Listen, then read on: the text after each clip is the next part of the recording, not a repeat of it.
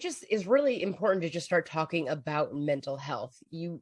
People are just stigmatize mental health so badly. When you watch something like the 11 o'clock news, you might hear something like, oh, this person with schizophrenia, hurt a person or people. But what you'll never hear on the 11 o'clock news is this person with schizophrenia woke up in the morning, had some coffee, then went to work, maybe after work went out with friends, came home, had dinner, watched some TV, went to bed. That's because in the world we live in, crisis and mental illness is public, while wellness and mental illness is private.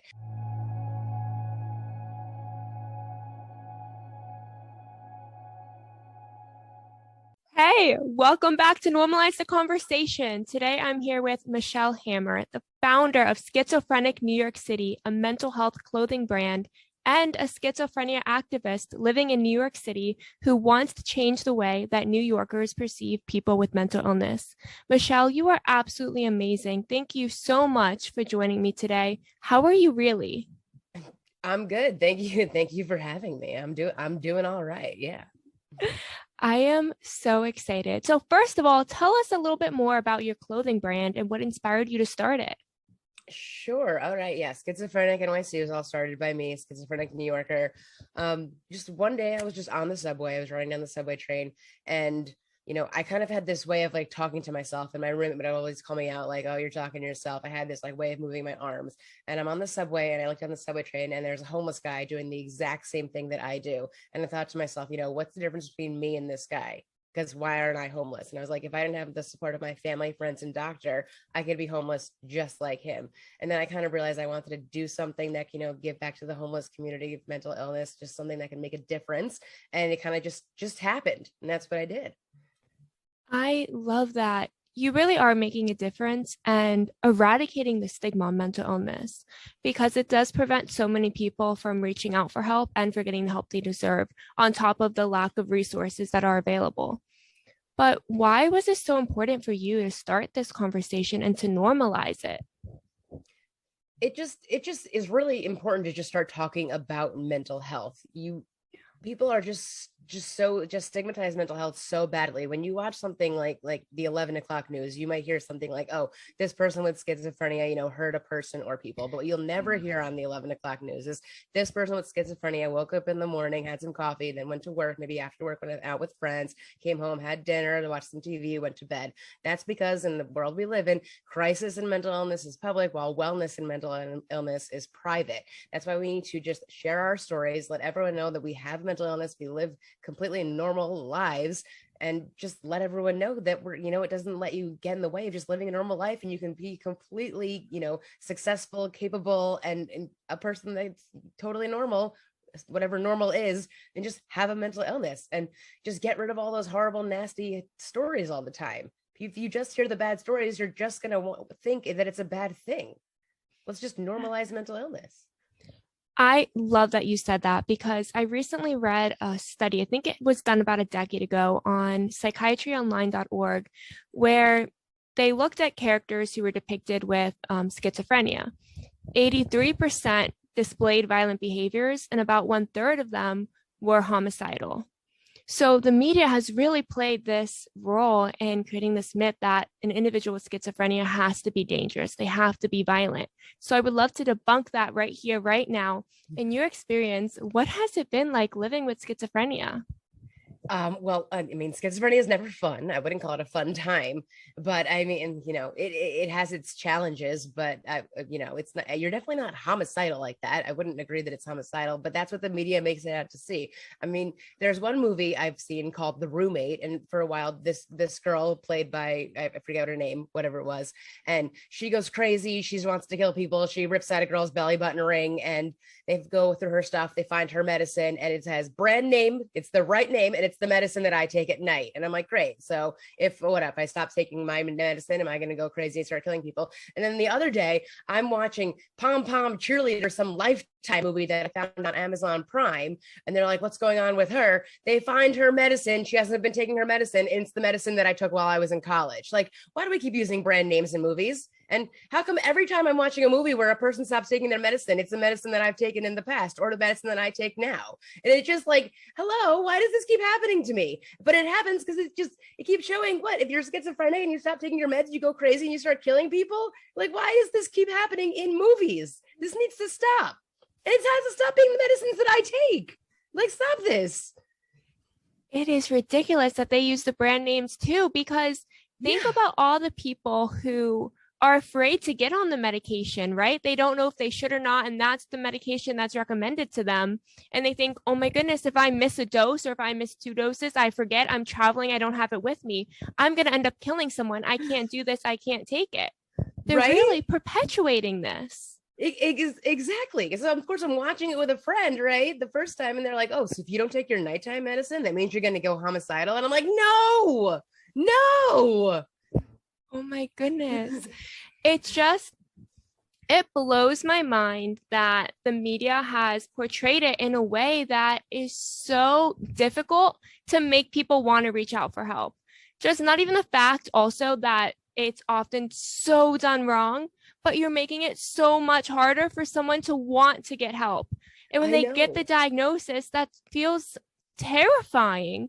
And then you don't know what to do because the media is telling you that all this medication isn't going to help you. It's actually going to hurt you and make you worse. And then you might kill someone. You're going to end up in jail and your life is over. And you just go down that rabbit hole. Right. They make it so scary. Like, take your meds. But if you miss your meds, you're going to go evil. Oh. Right. Like, come on. Like I know a lot of people with schizophrenia. Like I do know a lot of people, and they're the most kind, like non-violent people ever. But like, if you see the media about anything with schizophrenia, it's like the most violent things ever. Yeah. It's like that's like, if you're a person with schizophrenia, you're more likely to be a victim of violence rather than the perpetrator. But if you watch the news, you would never understand that. Exactly. And, they don't tend to discuss all the symptoms of schizophrenia too. It's just the hallucinations, and it's hallucinations that are making you dangerous, that's making you hurt yourself or hurt someone else. So let's talk a little bit about the symptoms that you experience with schizophrenia and what they look like for you. Yeah, sure. Well, there are 3 main symptoms of schizophrenia: positive, negative, and cognitive. And just because they're called positive doesn't mean they're a good thing. It's more of like an add-on. And that's more like if you see things, if you talk to yourself, things that are like addition to your personality. And then there's negative symptoms that take away from your personality, more like, being more withdrawn or isolating. And then there's the cognitive symptoms that make you like understand what people are talking about, like just more social skills, things like that. A lot of what I do is more like just delusions. Like, a lot of people, like, they might see a hallucination. I kind of just like see a whole situation, and then I just like think that it's all real, and then I start making things up, and then I believe that all these other stories intertwine with everything, and then nothing really makes sense anymore, but I believe things are actually real, and that's what I think is like right. And then I go to people and I'd be like, why did you do that to me? And they're like, what are you talking about? I'm like, I knew that happened. And they're like, what are you even talking about? Why are you yelling at me right now? So I have accused many different people of many different things that never even happened because I believe them to be real. But that's mostly what I've done, really, is just accuse people of things. So what is that like when you have a conversation with a loved one or a friend and you thought something happened and they're saying it didn't? How do you communicate and get through the situation? Because a lot of people can be very judgmental when it comes to mental illness and not know how to respond and how to have an actual conversation.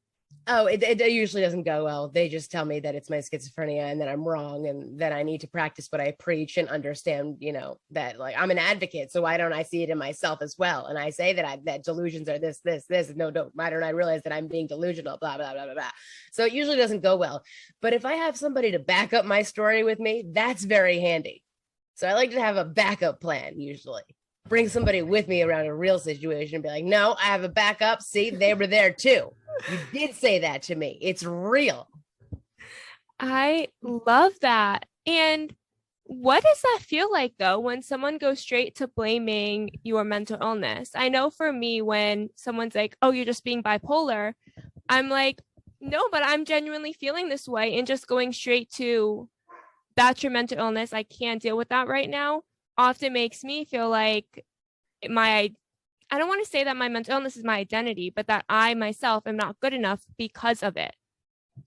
No, yeah, I get that. It's frustrating when people just blame your mental illness. It is really frustrating. Like even like just when people say stupid things. My dad was like, "Do you go by she, her, or they, them?" And I'm like, "What are you talking about? I've always been she, her." She's like, "Oh, but you're schizophrenic, so I thought like your different voices would make you a they, them." I'm like, "What are you talking about, Dad?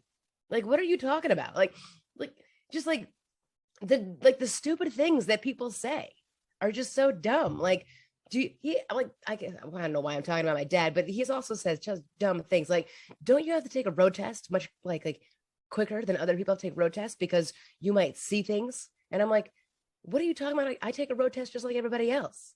And he's like, yeah, but like people with mental illness, they have to take road tests more often than other people to make sure they can actually drive. I'm like, what are you talking about? What are you talking about? You like drive a car, you can't drive a car. Why would it be a difference? 80-year-old people can still drive cars. Why can't I drive a car? Right. Just dumb things like that. It just shows how much misinformation is out there that makes no sense. And right. I don't even know where a lot of these ideas come from, because so many times people will just come up with something that makes no sense. And it's something you've never heard before. Right. Exactly. Why would I be they, them? Because I hear voices in my head. I mean, not to insult anyone that is schizophrenic and goes by they, them because of the voices in their head, but I don't know why my dad would just assume that of me. It's just like bizarre to me because I have multiple voices in my head. I therefore am multiple people. Where does that come from? That sounds like a confusion between like DID, right? Yeah. I'm like, what? Like, I think retirement has made you so bored. You're just making up like new things in your head, and you're just trying to entertain yourself, really. And then these ideas, they just snowball until it becomes something else. And then people don't know how to respond, and they don't know how to have a conversation. I mean, in the past, they never talked about mental health. I mean, 10 years ago, we were barely talking about mental health. So when our parents were growing up, they had no idea really what mental health was. And if they were feeling a certain way, that they were crazy, it was in their head and they had to just get over it and no one could find out. So now having them try to have conversations, they often don't know where to start or what to say. So looking back at that conversation, for example, what is a better way you think a parent may be able to go about and ask a question on something they're not sure about? I think you can ask any question. Just try not to be insulting and try to accept the answer, and don't try to think that you're right about everything. But I mean, I wouldn't say don't ask. Like, you want to ask every question that you can ask, but don't just assume the answer. Yes. That is, I think, one of the biggest problems is the assumptions. Yes. And I know with me, for example, I have final exams coming up next week. So my parents know that I am going to be super stressed, and I'm not going to be like this fun bubble of energy. I'm probably going to be crying every day. Yeah. So they're assuming that my medication's not working, that my bipolar disorder is all out of whack because I am stressed about exams. So instead of asking, how can we support you? It's, well, you just need to go to a psychiatrist. You need to figure something out. And I feel like that becomes very insulting in a way that they don't mean to, but it's, I can also have other things going on. It doesn't just have to be a mental illness. Right. So now I really want to talk more about what it's like getting the diagnosis, because from the onset of symptoms for so many different mental illnesses, but schizophrenia in particular, it can take years or decades to get the right diagnosis and then figure out what medication works for you and treatment options. So I'm wondering, what was it like for you to get the right diagnosis and then start finding a treatment option that worked for you? Yeah, well, I mean, I don't know when I was got actual schizophrenia. I don't know when that actually developed. I feel like I've had it forever. And I almost want to come up with like a series of like, how did I not know that I had schizophrenia? Because when I think back throughout my life, like so many people kind of knew that I had schizophrenia before I knew that I had schizophrenia. Like I had a soccer coach when I was 11 who would be like, who are you talking to? Like I had a boss when I was 17 that was like, are you on your cell phone? Like, who are you speaking to? So many different times people were like, who are you talking to? But I was 18, I was told I was bipolar. But at 22, I was told I was schizophrenic. When I told my friends from college that I was schizophrenic, they were like, yeah, duh. Like, we all knew that. Like, that was the most obvious thing about you. Like, you didn't even have to tell us that. We thought that was your original diagnosis in the first place. So I was like, okay, well, I guess everybody knew. I guess it was that obvious about me. So then I always say, like, getting diagnosed with schizophrenia was the best thing that ever happened to me, because then I could be treated for the right illness. And then with that whole situation with getting meds and everything, I guess it took a period of like 5 years to get me on the right meds. And then, things are going as good as they could possibly go. But then you're just always like, maybe I need adjustment here, maybe I need adjustment there. Nothing's ever like, 100% perfect, because, life changes, so meds need to change as life changes as well.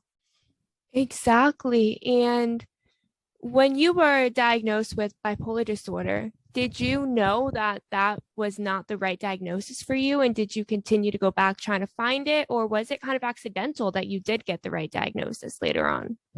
Well, I think I was doing some self-stigma, because I knew that I wasn't bipolar. I looked up all the symptoms and I knew that I didn't fit that. But I kind of like had that, feeling, because if all my friends knew I was schizophrenic and they were like, I think I knew it too. But it was like that self-stigma thinking, I don't want to be schizophrenic. I don't want that either. The whole, suffering Olympics, like schizophrenia is the worst one, when really, it's just, you can't really judge different mental illnesses, whatever it is. If you have anxiety, depression, bipolar, schizophrenia, DID, anything, not really one is worse than the other one. You can't really say one is worse, because everything is on its own spectrum of levels of anything like that. So I was just thinking, I don't want that diagnosis, because that sounds like a bad one. So I just kind of left it as it was and didn't think anything of it until I was like after college. And I was like, I just need a real diagnosis now. And I'll be more honest, because I just really need help. It's really hard when it takes time to get ready to advocate for yourself and to find that acceptance within you that it's okay to get a label that sounds scarier or that sounds more severe or more stigmatized. Mm-hmm. But I really love that you were able to go and advocate for yourself and realize that honesty and being more honest. I think that so many people are afraid to be completely honest because they don't know what the psychologist or psychiatrist or mental health professional is going to say. They don't know what's going to happen when they're honest. So was it kind of terrifying at all for you to be honest for the first time, completely honest about all the symptoms and what you were going through? Or was it just kind of natural in that moment? I mean, it's not that it was terrible, to be honest, is that I didn't want to be honest. I didn't want to answer all the questions. And then the doctor's like, dude, like, you got to answer the questions. Just answer the questions, which I kind of like, because he helped me accountable for like the first time, because every doctor is kind of like, okay. But he was like, dude, you're paying a lot of money. You got to answer the questions. Let's go. Let's do it. And I finally was like, okay, fine. I'll answer your questions, buddy. Come on, let's just go. And then it was like, okay, we've got a new diagnosis for you. And like, that's why I liked him, because like I was always in like upstate New York answering these doctors, blah, blah, blah, blah, blah. Bring me to New York City, get me a doctor that's actually going to like, let's do it. Come on, let's go. And I was like, this is going to work. None of those fluttery, like, I'm not into those like psychiatrists and therapists. They're like, let's talk about your feelings. I'm into, let's go. Let's get it done. Let's talk. Let's get down to it. Okay, let's go. That works for me. And it's so important to find a therapist that works for you. And I think that people assume that therapists are only, let's talk about your feelings, or that idea that you lay on the couch and you just talk about what's going on, or you're hypnotized, or whatever again, media has portrayed therapy to look like and be. Right. But how was it just when the doctor was like, let's go answer these questions, that you realized you needed a doctor who was kind of forceful and was going to make you get the work done? Or did you kind of realize that beforehand you needed someone who was more strict and willing to push? I didn't realize there were doctors that were forceful and made you to get the work done. I didn't realize that doctors were actually like that. I thought they were all pushovers that were like, la, la, la, la, la, la. What do you want to talk about? Okay. I didn't realize there were actual doctors that actually held you accountable. And I was like, oh, this is actually like, wow, what a breath of fresh air. Somebody that actually will make you speak.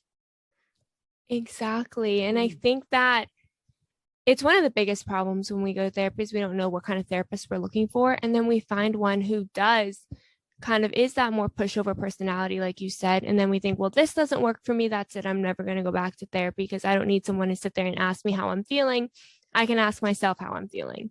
My friends can ask me. I need someone who's willing to give me the work and hold me accountable. So when it comes to holding you accountable in therapy, do you have an example maybe of one thing that you were held accountable for that really helped you? Let me think about that one. I think I was just telling a story about how I felt like about a certain like office meeting that I had and how I made it like a really big deal in my head. And the doctor said, "Why is this such a big deal?" And I said, "Well, I keep thinking about it." And she was mean to me. And she goes, "Why is it such a big deal?" And I was like, "But I don't like how she spoke to me. Why is it such a big deal?" And I was like, okay, I kind of see what your point is. It doesn't really add on to my life if I'm never going to see her again. Good point. I love that because we do make things such a big deal in our heads. I actually just went through this with my therapist that I have this giant fear of failure, which is why exams make me so stressed. And my therapist was like, "What happens if you fail?" And I was like, "The world's going to end.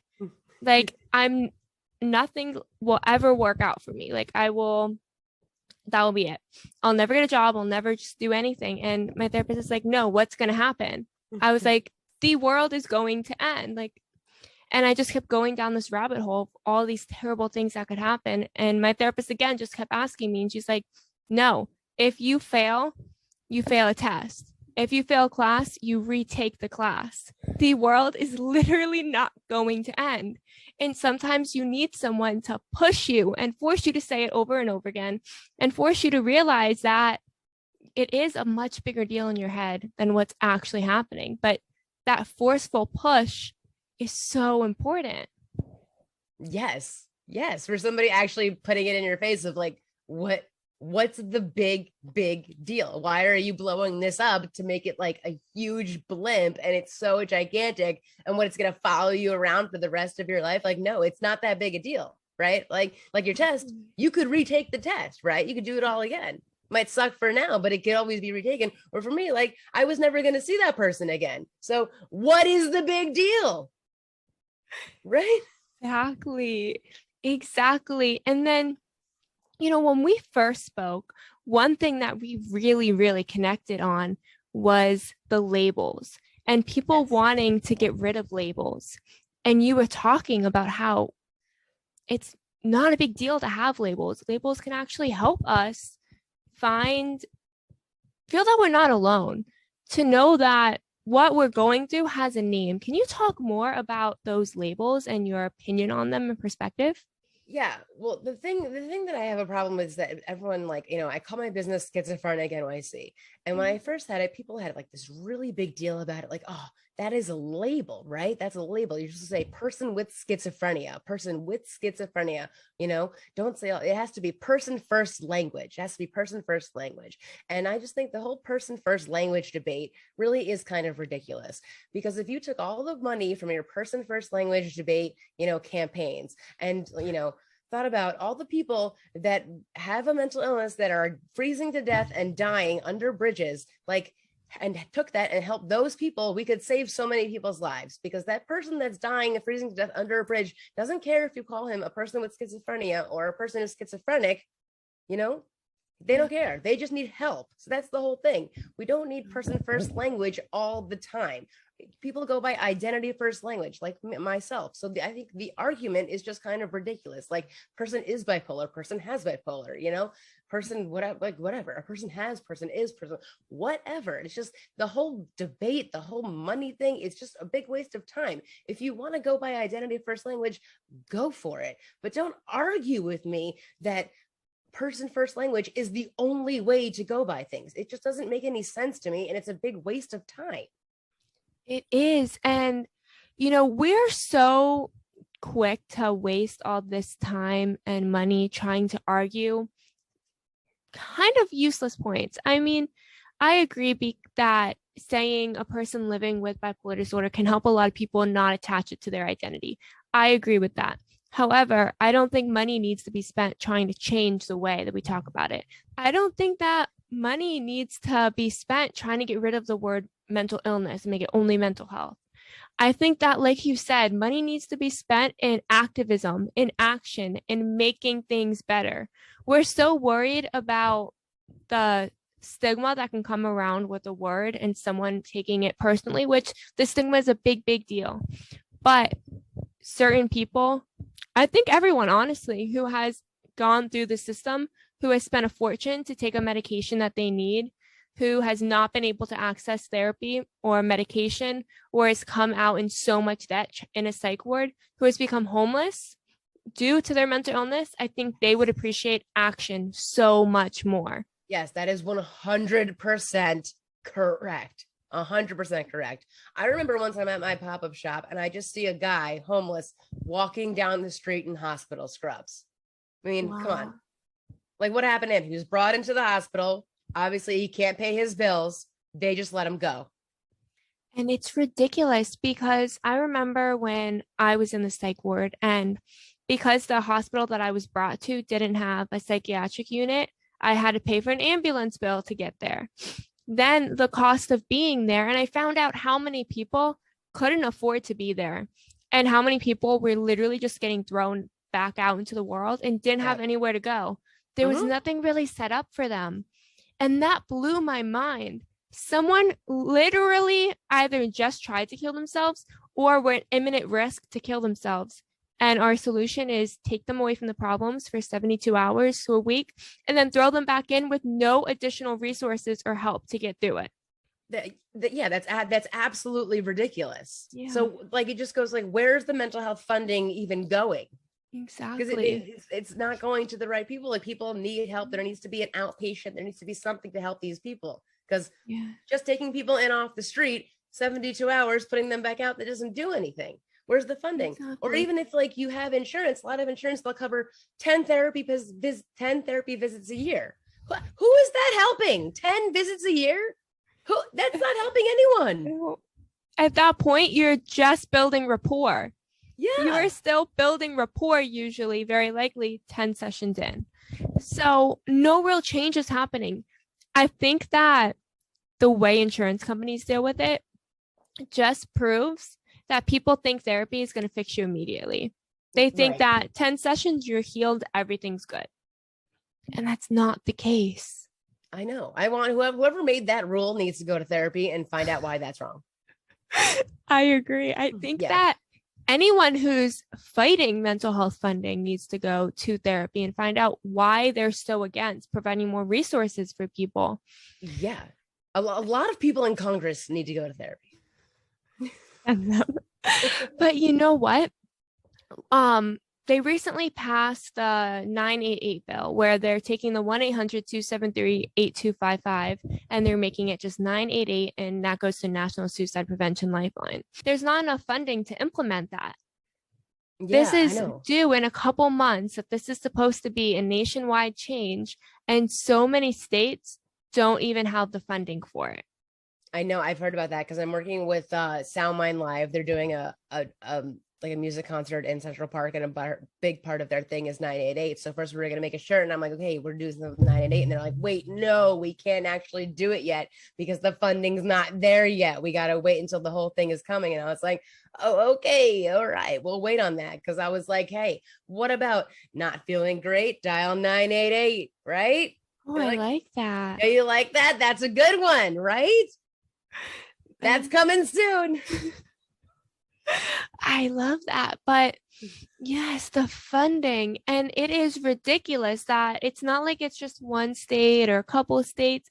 It is almost every single state not being able to get the funding, which means that we're not allocating funding to the priorities. But how do we not have funding to help people who are feeling suicidal? Don't we want to help people who are feeling suicidal? Like, I want to know where that funding is going if it's not going towards that. Exactly. And our behavioral health facilities are so underfunded. There's not enough beds in so many facilities. There's not enough staff. They're not able to have a wide range of medications so that someone who comes in, and is schizophrenic or has bipolar disorder are able to get the right medications, a lot of times it's just antidepressants that are available. There is so much lack of funding. It's not even funny. I haven't seen anywhere on the news about how there's a lack of funding. I No. see all the people are dying by suicide. Okay, what are we doing about it? There is never, ever a plan from the media. There's all these individuals who have mental illnesses, who are violent, who are all these problems. There's never a hope story, or very rarely a hope story. There's never the actual problems that need to be brought to our attention, like the lack of funding. And it's ridiculous. It is ridiculous. I know. We have this thing in New York. It was put up. It was called the Vessel. And it's this big structure where you walk upstairs, you walk around. It was a whole cool thing. It was even featured on Project Runway. And they had to shut it down because people kept jumping off the top of it.